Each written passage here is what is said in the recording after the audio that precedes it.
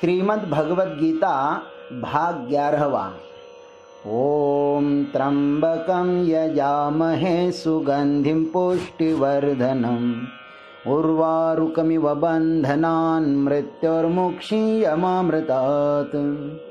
सदाशिवसमारम्भान् शङ्कराचार्यमध्यमाम् अस्मदाचार्यपर्यन्तां वन्दे गुरुपरम्पराम्। वसुदेवसुतं देवं कंसचाणूरमर्दनं देवकी परमानन्दं कृष्णं वन्दे जगद्गुरुं। दुर्योधन अब अपने पक्ष के प्रधान वीरों के नाम बतला रहे हैं। अन्ये च बहवः शूरा मदर्थे त्यक्तजीविताः नानाशस्त्रप्रहरणाः सर्वे युद्धविशारदाः। अन्ये च बहवः शूराः मदर्थे त्यक्तजीविताः। इनके अतिरिक्त बहुत से और भी शूरवीर हैं जिन्होंने मेरे लिए अपने जीने की इच्छा का भी त्याग कर दिया है। नाना शस्त्र प्रहरणः सर्वे युद्ध विशारदाः। और जो नाना प्रकार के शस्त्रास्त्र को चलाने वाले हैं तथा जो सबके सब युद्ध कला में अत्यंत कुशल हैं। अन्ये च बहवः शूराः। दुर्योधन कहते हैं इन सातों के अतिरिक्त और भी बहुत से शूरवीर हैं हमारे पक्ष में, जैसे जयद्रथ, कृतवर्मा, दुशासन, भगदत्त और बाल्हिक आदि महारथी। वे किस प्रकार मेरे पक्ष में हैं? मदर्थे त्यक्त जीविताः। दुर्योधन कहता है कि इन्होंने मेरे लिए अपने जीने की इच्छा का भी त्याग कर दिया है। इन समस्त वीरों ने मेरे लिए अपने प्राण अर्पण कर दिए हैं। नहीं अपनी जीने की इच्छा तक छोड़ दी है।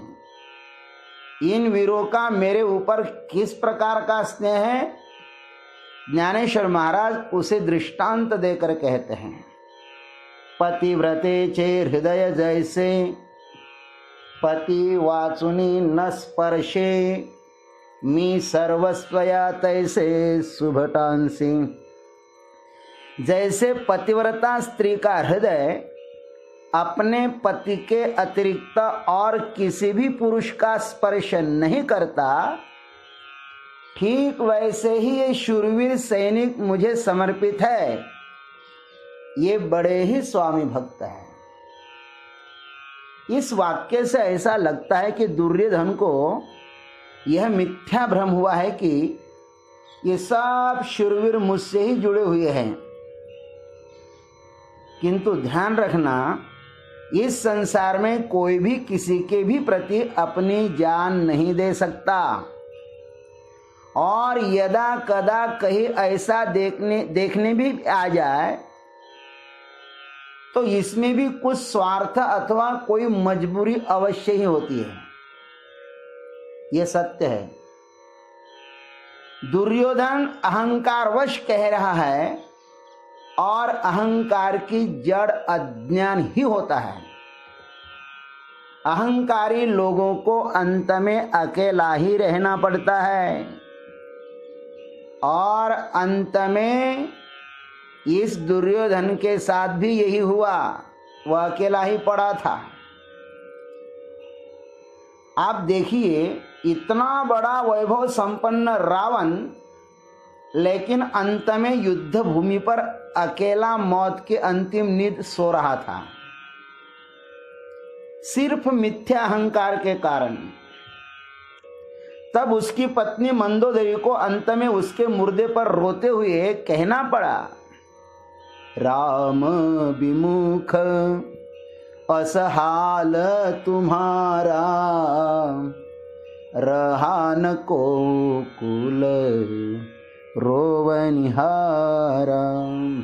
हे रावण, श्री राम जी से आपने विरोध किया तो आपके मुर्दे पर रोने के लिए आपके कुल में कोई भी पुत्र नहीं बचा। क्या नहीं था रावण के पास? तुकाराम महाराज ने रावण के वैभव का वर्णन इस प्रकार से किया है। लंके माझी घरे किती आईका, सांगत से संख्या जैसी तैसी, 5 लक्ष घरे पाषाणासी जेथे, 7 लक्ष तेथे वीटबंदी, कोटी घरे जेथे काश आणि तांब्याचे, शुद्ध कांचनाची 7 कोटी, तुका म्हणे ज्याची संपदा एवढी, सांगा ते कवडी गेली नाही। यह दुर्भाग्य है कि दुर्योधन ने इतिहास से कुछ भी नहीं सीखा। अंत में यह भी मौत के भय से सरोवर में जा छिपा था। मौत सभी को रुलाती है, अतः अंतिम मौत को यदि जीव सदैव स्मरण करे तो वह मिथ्या अहंकार से कभी भी प्रताड़ित नहीं होगा।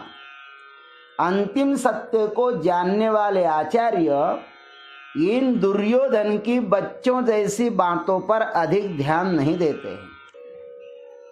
नाना शस्त्र प्रहरणाः सर्वे युद्ध विशारदाः।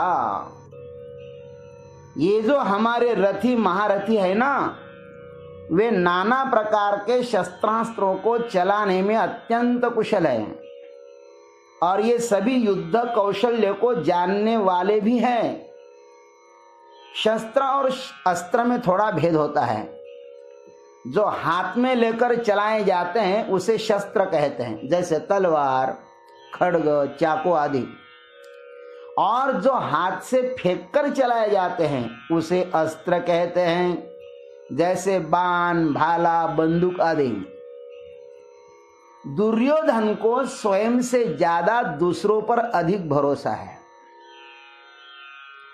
और जो सदैव दूसरों पर ही निर्भर रहता है, शास्त्र में उसे जीते जी मुर्दा ही कहा है। पांडवों का स्वयं पर और सत्य स्वरूप भगवान पर भरोसा है और कौरव का स्वयं से अधिक दूसरों पर और असत्य पर ज्यादा भरोसा है। अधर्माचरण से कमाई हुई संपत्ति की आयु ज्यादा नहीं होती। शायद यह उनको पता ही नहीं होगा अथवा जानते हुए भी अहंकारवश नहीं मानते होंगे। इस प्रकार ये दुर्योधन लीला वेद व्यास जी महाराज भगवत गीता में अभिव्यक्त कर रहे हैं। अस्तु, आज इतना ही, शेष अग्रिम भाग में। ओम तत्सत।